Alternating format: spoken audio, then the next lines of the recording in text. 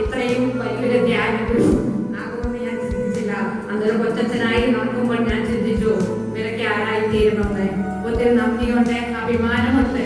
അച്ഛൻ ഇവിടെ വന്ന് ഞങ്ങളെ തന്നിലാക്കി തരും. മാത്രമല്ല നിങ്ങൾക്ക് ഇപ്പോൾ മനസ്സിലായിട്ടുണ്ടാവും ഷേർഷാട്ട് കപ്പയുടെ ദൗത്യം എന്താണെന്നുള്ളത്. അതായത് മാതാവിൽ കൂടി